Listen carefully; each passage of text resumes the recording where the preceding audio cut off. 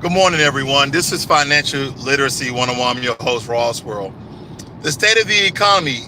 What is and what will be the state of the economy when all of this has passed? And it will pass, but nobody really knows. You know why? Because with the current numbers, based upon the analytical and the data that they put out, that this coronavirus has not peaked yet. Okay, the coronavirus has not peaked yet because the numbers are steadily going up. How do we know when something peaks and when something dwindles? Okay, the difference is this, ladies and gentlemen. If a virus peaks, it will top out and then numbers will consistently decline. Because it hasn't even reached its peak yet. It is because it's steadily climbing. The number of cases are multiplying just as the number of deaths. Okay, as is the number of deaths. What's going on, Miss Curly Girl? Good morning. So that's what we have to understand, that the state of the economy is at hand because they may have to do another stimulus package.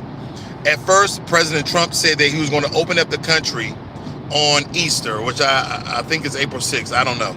But now he's pushing it back to April 30th, built on not just the American economy, but the world economy.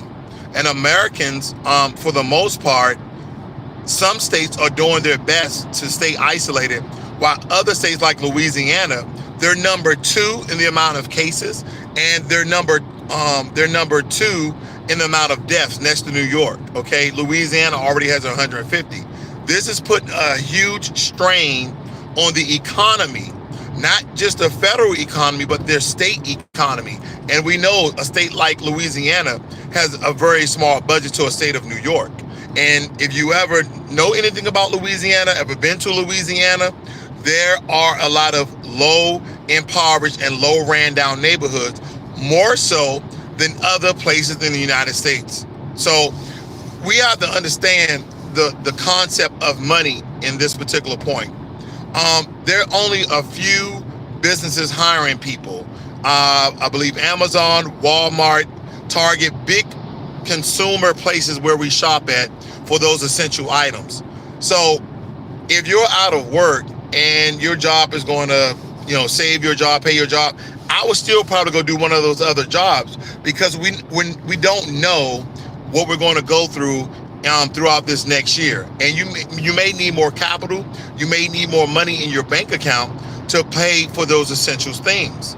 Now, the federal government is trying to come up with some sort of bill to help renters, not the renters, but the people who own the rent apartments. If they have a Freddie Mac and Fannie Mae contract or loan with that organization, that they will leave their renters for 90 days. So what I'm saying is, whoever owns apartment buildings around the U.S., if they have a Freddie Mac or Fannie Mae loan, as long as they agree to relieve the tenants for 90 days of their rent, those people will hold their loans without interest. Let's say you don't have to pay us for this amount of time without interest. Okay, 0 interest free loan from the U.S. federal government. So this is what's going on, ladies and gentlemen, because some of you are worried about your own economy, right? We have, federal economy, we have state economy, we have the local economy, then you have your home economy, right? You got a lot of things going on in your home economy. What's your GDP? What is your gross domestic product? Well, let me tell you what my gross domestic products are.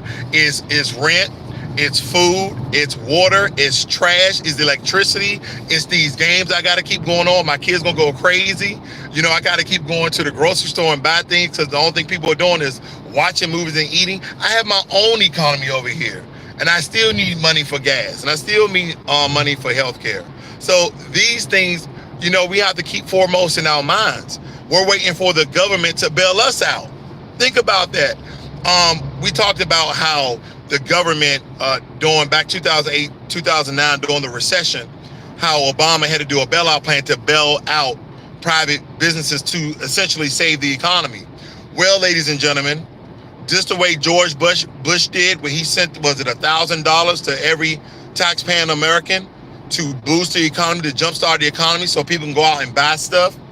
This stimulus check is totally different. Okay, the only thing, you're gonna boost the economy, all right, but you're gonna buy things you actually need versus buy the things you want. Some of you, this not won't even pay your rent for a month. This is the state of the economy, but you have your own economy at home, and that's what you have to worry about. So I urge you guys, if you can go out and grab one of them jobs from one of them places to make some extra cash, do it. Do it. Don't hesitate. You had a good time. You had a couple of days off. You didn't have to go to work, or maybe you're virtually working from home. Okay, but some of you are out of work, unemployed. Over 3-something million people filed for unemployment last week. Okay, you know what tells me? You filed for unemployment, but you haven't been looking for a job. People like Amazon giving away 100,000 jobs. Walmart is hiring people. Target is hiring people. All right, because everybody is at home buying a bunch of crap. So they need people for these temporary, work cycles, because there's so many people out of work. There's so many people at home, but everybody at home is buying up and eating up everything. Now, granted, if somebody can tell me in the comment section, why is everybody buying up all the toilet paper, Pampers? Well, I understand Pampers, paper towels and toilet paper. Please tell me, why is everybody buying up all this stuff? I have no idea. Is the toilet paper holocaust upon us? What's going on? How did somebody know to go out and buy all the toilet paper? Is there some like New World Order checklist I don't know about? Right? I'm good. I have enough toilet paper. I have enough baby wipes. I was taken care of. Okay? I was taken care of, but I have no idea what's going on. But here's some key takeaways I want you guys to put in the backside of your brain. This is not the time to overspend on any website. Don't only spend money you absolutely need. Rule number 1, only spend what you need. Now, if you are still working and your economy has not changed, this is the time for you to buy the stock market. Yes, because you know what China's doing? You know what China's doing? China is buying our entire stock market, right? There's a quantity of shares of a stock that they say the value. The Chinese government, the Chinese corporations, big businesses are buying the American stock market. Now, I gave out about a week ago how to ransom the world video. This is how you ransom the world video. You release a pandemic, okay? You create panic. You create the news where the news only reporting about the coronavirus every single day, every single minute, right? So it's instilling fear inside of this virus, and people are just buying frivolous stuff, right? And here's my thing. There's natural people going to freak out. That's natural. The first hit for me was like, wow, this is a pandemic, But I had to calm myself. Like, either we're going to get through it or we're not. You know what I'm saying? Do what they tell us to do to the best of our ability and then move on. But anyway, once you control the media and everybody is fearful and panicky, then investors start to sell their stocks. They're like, get these stocks out of here. I'm going to lose my money. Do those people know, do investors know, when you start to sell your investments off, you create the stock dropping in value? Do you know that? So what happens is one person to do it, another person to do it, and it's a trickle effect of fear. But everybody, whoever the big shareholder was, starts selling their stocks. And so it was such a dip in those particular shares increasing in value that the stock price had to drop because they had more, because meaning it's less favorable. So with that said, stock prices start to drop, more people start to sell them. So the Chinese government was like, it worked again. We started these flus back in 2000, and for the past 20 years, we've been closing the gap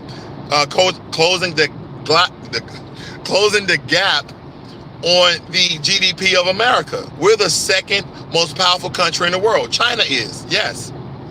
They've been doing this. Look at the research behind when flus first started coming out. Well, I mean, flu's been out for hundreds of years, but look where they derive from. And look at the GDP of China and look at the GDP of America in 2000. Look at it in 2000, and then look at it now.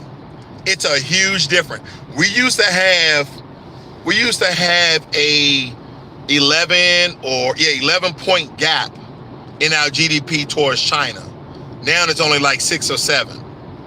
So, ladies and gentlemen, first and foremost, don't buy anything that you don't need. Don't buy anything that you don't need. If you can pick up another job because you are laid off or your job is on pause, go out and work hard for a month or two so you can have revenue keep coming in, even with your stimulus check, which ain't nothing. The stimulus check is absolutely nothing. This is the state of the economy. They may have to do another stimulus check. Okay? So don't fear and panic buy. Don't panic over this, okay? Protect you and your family. Do those essential things that you need to do and isolate yourself as best as possible. But this will eventually pass. But at the end, you want to keep money in hand. You want to keep money in hand. All right, guys. Sorry I couldn't read your notes. As you see, I'm driving to the airport. Yeah. Got to travel to the airport. But guess what? I got a mask. I got me some rubber gloves. I got me some shades. Yeah, I'm going to be looking funny, but I'm trying to stay safe as much as I can. Real talk. All right. But anyway, guys, enjoy your time. Be safe. I'll talk to you real soon. This is Financial Literacy 101. Learn money and be inspired. I'm out. Have a good day.